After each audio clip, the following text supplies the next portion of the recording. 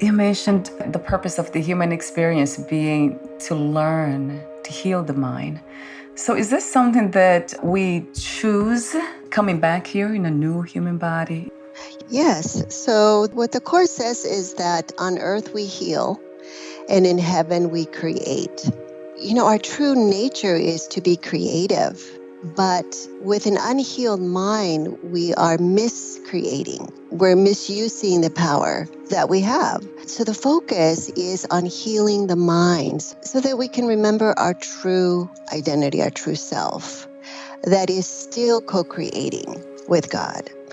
And so the experience of time is to remember, to help us release the blocks to the awareness of love's presence, which is what we are, because we are not separate from love, from God, from eternal life. For me, that's what the spiritual journey is ultimately, because it's a healing journey, and Course in Miracles emphasizes forgiveness, to practice forgiveness. And ultimately, that true forgiveness is what heals anything, everything. So the miracle is the change in perception from perceiving ourselves as something that is vulnerable and weak, a body, an ego, a separate self, apart from our creative source. Because what we do is we limit the power of our mind when we don't recognize our true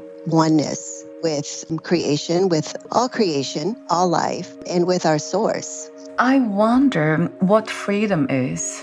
Is there an ultimate destination per se? Will this end the experience of trying to heal the mind? So the healing of the mind and the body is just the mirror of the mind. So any healing that shows up in the body is really the reflection of the correction in our thinking, in the error in our thinking. And so the miracle that brings about the healing is really the recognition that our true freedom is in choosing love, okay? Because God created us with a loving will. Our will is inherently loving, and we have forgotten that, and we have turned it upside down. So for many of us, we believe that our will is bad, it's evil. For that reason, we don't trust. We don't have trust in ourselves. We don't have trust in our brothers. We don't have trust in God. So we have really misperceived our true nature and the true nature of God and the true nature of others. And so we become stuck in fear. Once we're stuck in fear, we become, you could say that we imprison our will, because fear puts us in a place of scarcity. It then becomes a game of survival. Which can become, very vicious, because it's basically kill or be killed. It's a lot of suffering. It's a lot of conflict. It's war. It's battle. It's unhappiness.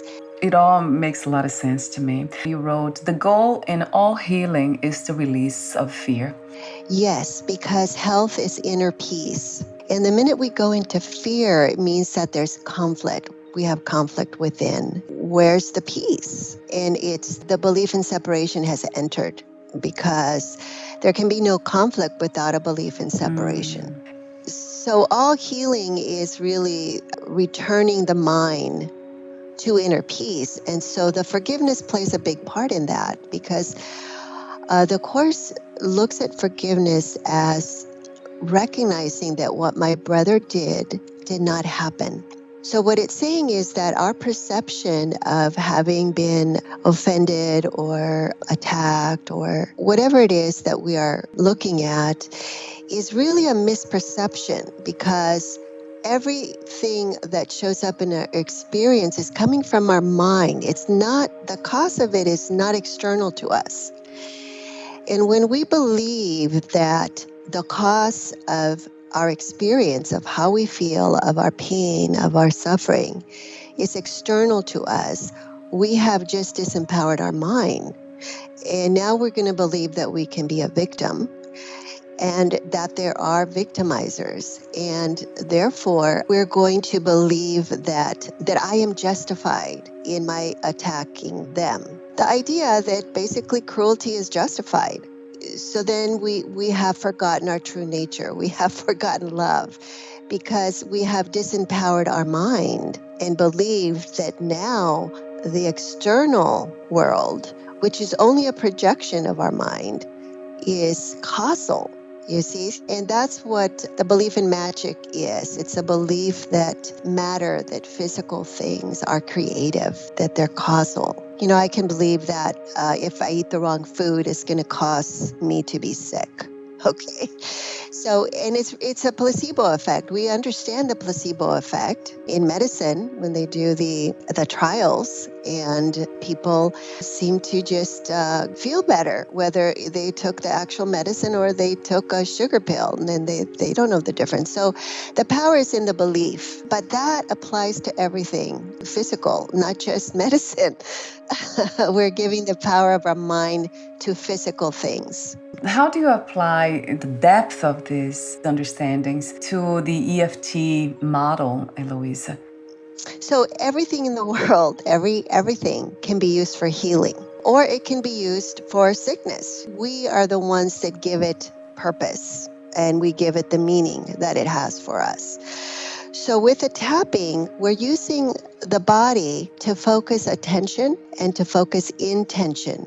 It's not the tapping itself that's doing anything. The tapping is simply helping us to stay in the present moment. It's a lot like maybe a child in school is kind of wandering off, and not paying attention. And you come by and you tap them on the shoulder. All of a sudden they're like, oh, here I True. am.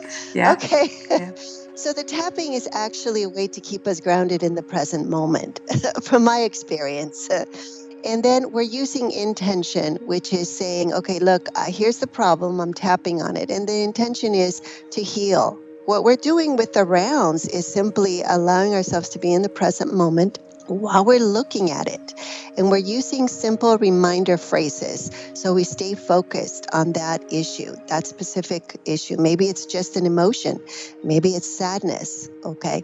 And as we're tapping on it, we're observing it. And as we're observing it, it's coming up from the unconscious into the conscious, and it's pulling up any other threads that are connected to it.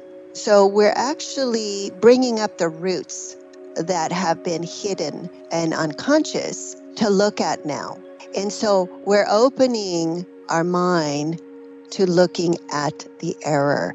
And once we do that, the higher mind, which is the light of truth, dispels the darkness, dispels the misunderstanding, so that after we're done with the tapping, we see the whole problem completely different. It's not there anymore. For a lot of people, they don't even remember what the problem was. If it wasn't the fact that we recorded the whole session, it was like, what problem? We didn't do anything, because the mind makes up the problem, and it's the mind that undoes it. Right. Yeah.